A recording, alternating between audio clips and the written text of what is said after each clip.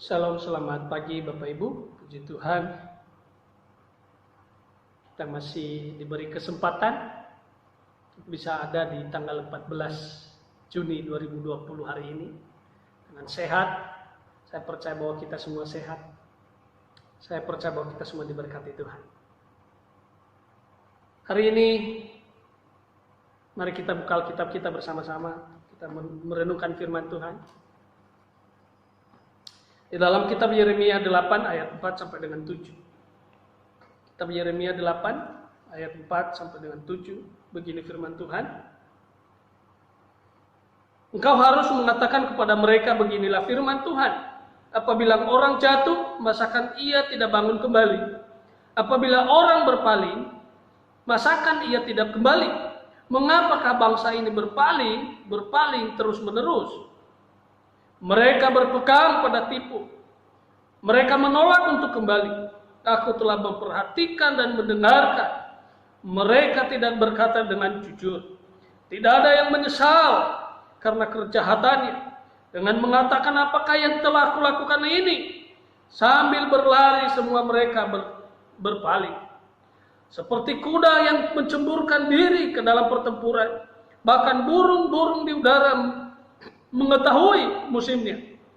Burung tekukur, burung layang-layang, dan burung bangau berpegang pada waktu kembali.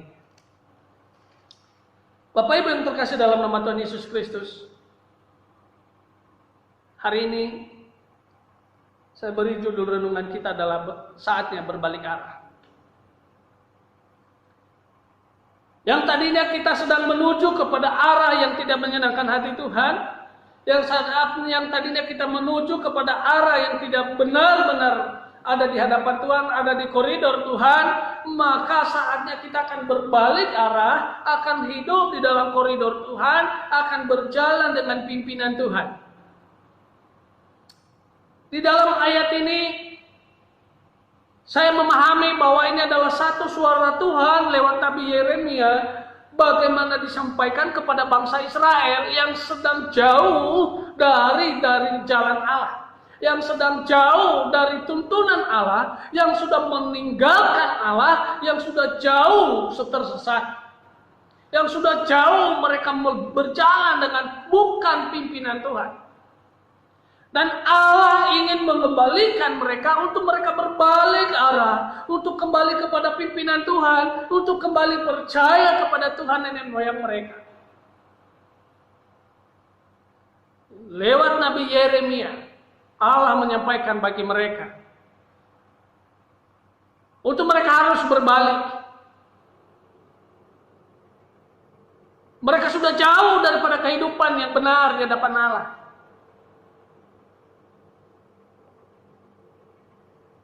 Bangsa Israel meninggalkan Allah. Bangsa Israel mulai hidup dalam penyembah berhala. Bangsa Israel mulai dengan hidup dengan tipu menipu.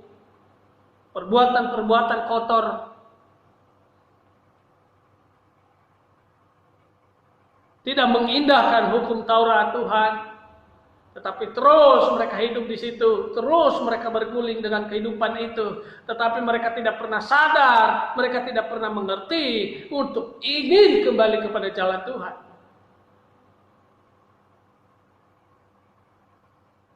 Bapak Ibu terkasih dalam nama Tuhan Yesus Kristus, di momen-momen ini, situasi-situasi yang kita hadapi saat ini,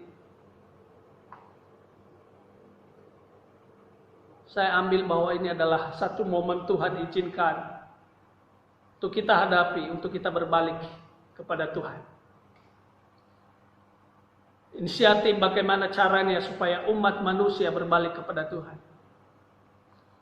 Karena saya percaya dengan firman Tuhan bahwa Tuhan tidak pernah mau membinasakan dunia. Tuhan tidak pernah ingin membinasakan umat manusia. Sehingga anak yang tunggal dikaruniakan, dianugerahkan, diberikan untuk kita supaya kita dibebaskan dan kita diselamatkan. Karena kasih Allah dunia ini akan diselamatkan lewat pengorbanan Yesus.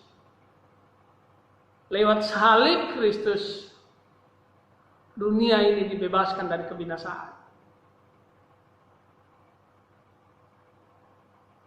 Tetapi situasi yang kita hadapi saat ini hanya untuk memacu diri kita untuk kita kembali kepada jalan Allah yang benar.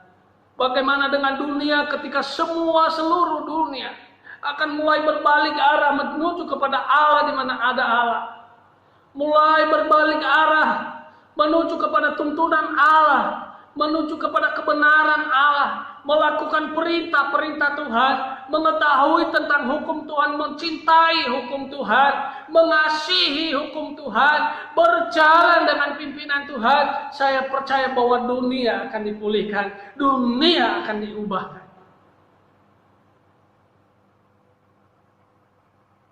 Kita doakan ini bersama, supaya semua dunia saat ini mulai berbalik arah untuk menuju kepada jalan Allah.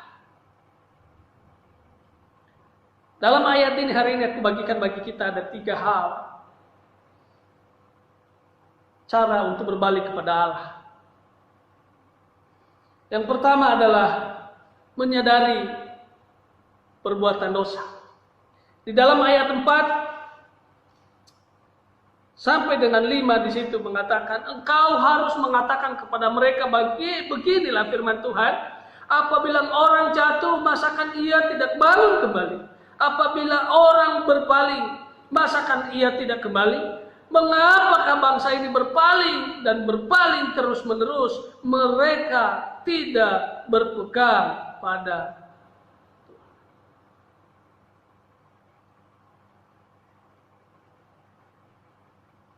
harus kita sadar bahwa ketika kita sudah jatuh, kita harus bangun lagi. Ketika kita sudah berpaling, kita harus berbalik lagi. Ketika kita harus sudah tersesat, kita harus berbalik lagi. Saya percaya bahwa perkembangan global saat ini, teknologi yang semakin canggih, khususnya GPS,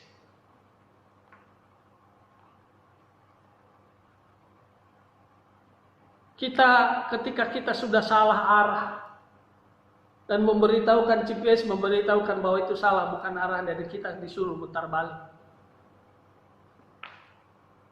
Kalaupun GPS salah, berarti kita masih bisa bertanya kepada tetangga, kepada orang-orang yang ada di sana, untuk kita tetap menuju kepada jalan yang benar.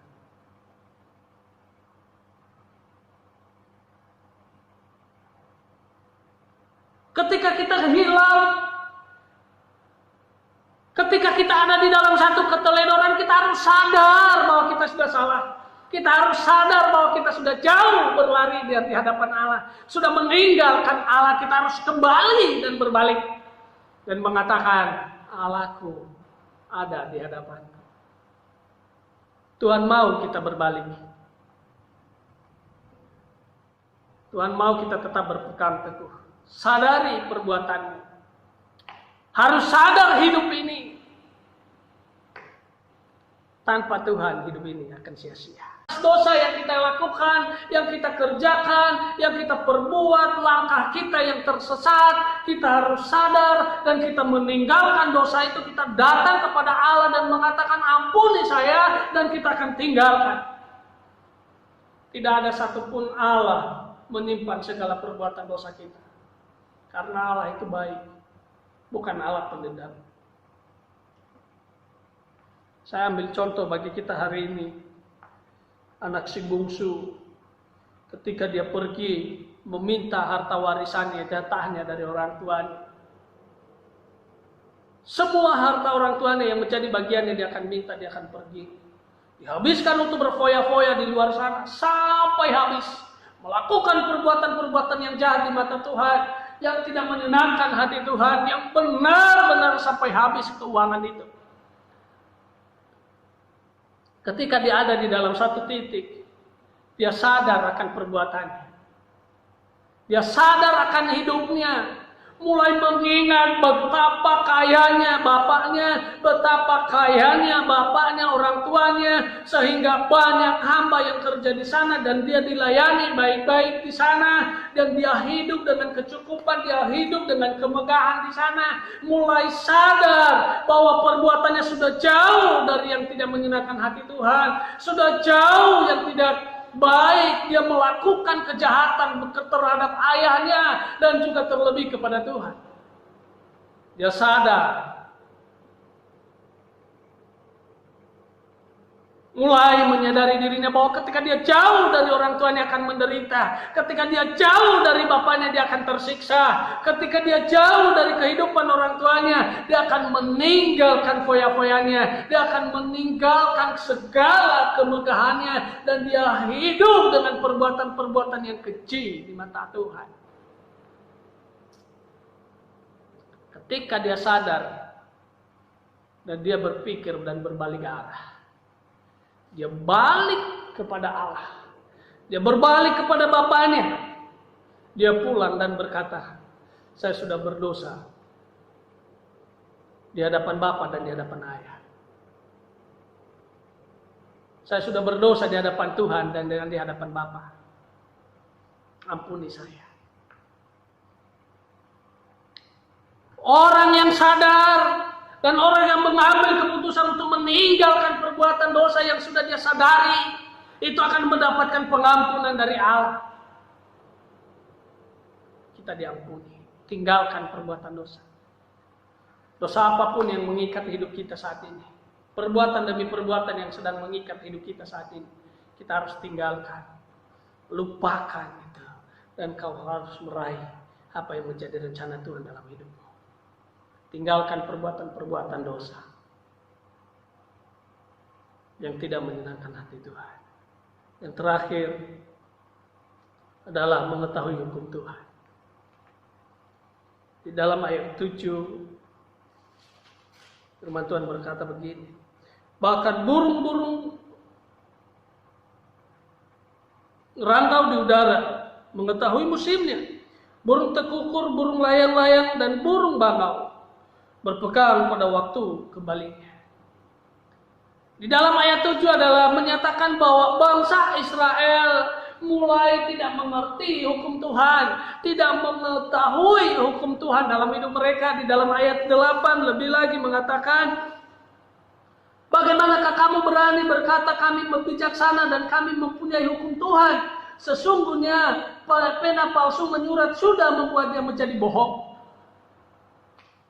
Bangsa Israel sudah mulai tidak mengetahui tentang hukum Tuhan, mulai melupakan hukum Tuhan, mulai tidak mencintai yang namanya hukum Tuhan. Bahkan pemimpin mereka, semua mereka hidup di dalam tipu muslihat. Mereka hidup dengan tidak jujur di hadapan Allah. Mereka sudah mulai melakukan perbuatan-perbuatan yang salah di mata Tuhan. Bahkan pemimpin mereka mulai memutarbalikkan firman Tuhan demi kepentingan mereka, demi meraup keuntungan untuk pribadi mereka sendiri. Supaya mereka dihormati, supaya mereka dihargai, dan mereka dikatakan orang-orang pilihan Allah. Tetapi mereka sudah memutarbalikkan firman Tuhan. Saya ingatkan bagi kita hari-hari ini,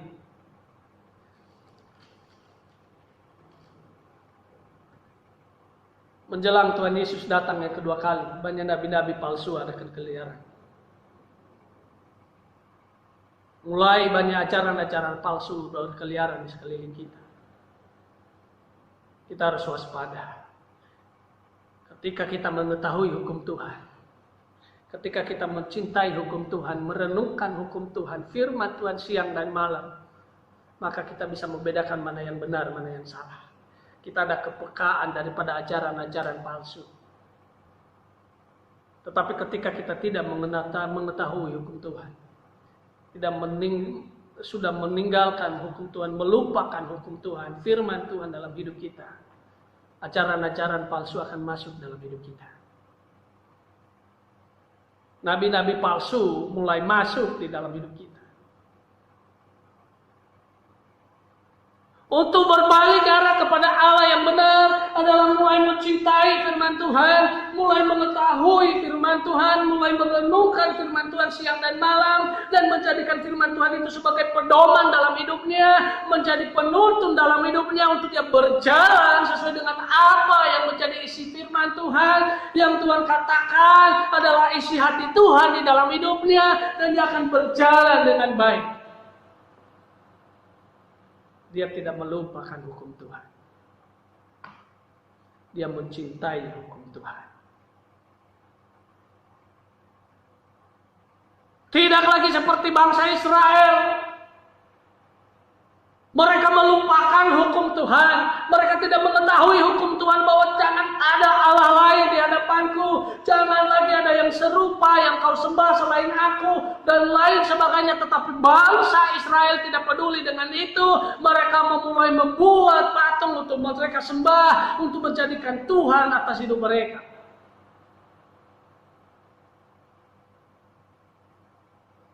Hati-hati dengan ajaran-ajaran palsu. Memutarbalikkan firman Tuhan demi kepentingan sendiri.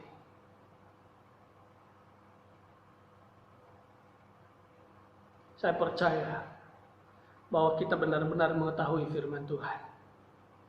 Saya percaya bahwa kita benar-benar mencintai firman Tuhan. Merenungkan firman Tuhan siang dan malam. Firman Tuhan inilah menjadi tuntunan dalam hidup kita. Penolong dalam hidup kita. Kita pegang teguh yang namanya firman Tuhan ini. Untuk kita bawa kemanapun kita pergi. Untuk kita tanamkan dalam hati kita. Kita merenungkan siang dan malam. Sehingga kita jauh dari ajaran-ajaran palsu. Jauh dari nabi-nabi palsu. Berbalik arah. Kita harus sadar kehidupan kita.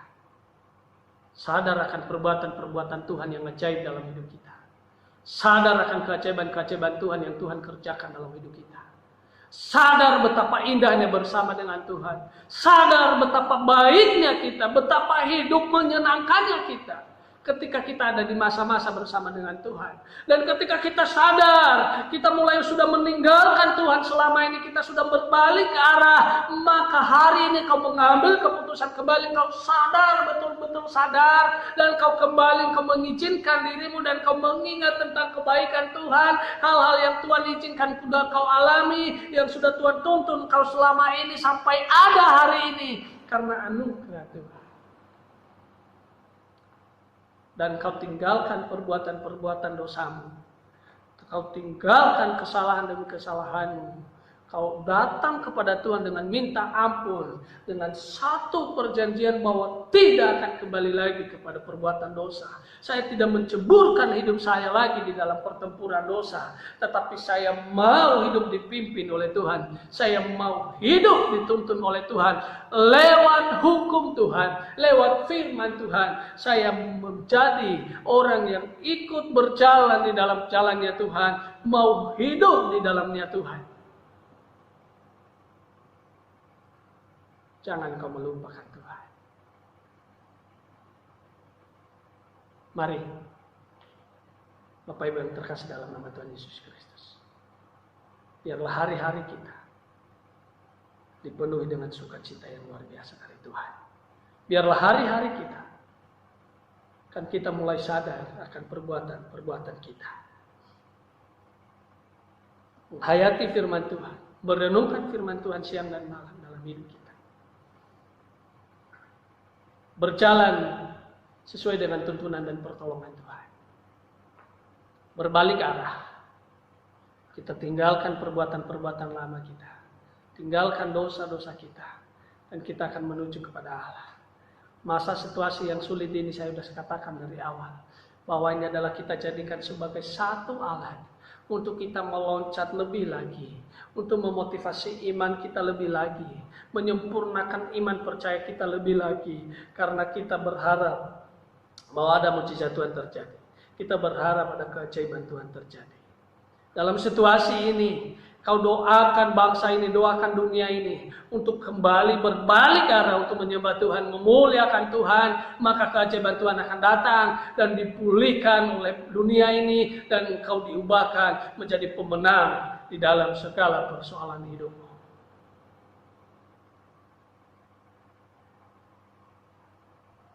Hidup kita harus diubahkan. Kita harus berbalik arah. Di mana ada arahnya Tuhan. Di mana ada harapan arah Tuhan ada di sana. di mana ada Tuhan untuk menuntun di sana. Jangan kau melanjutkan perjalanan yang menuju kepada kebinasaan. Kau harus cepat-cepat sadar, introspeksi dirimu, lihat dirimu, sadar dirimu, bangun dari jatuhmu, bangun dari tidurmu, bangun dari dosamu, dan kau berjalan menuju kepada tenteramnya Tuhan, menuju kepada cinta kasih Tuhan, dan kau akan mengalami hal yang ajaib, hal yang dahsyat, hal yang luar biasa dalam hidup kita. Mari kita tundukkan kepala kita bersama-sama. Bapa di surga, di dalam nama Tuhan Yesus Kristus kami bersyukur hari ini.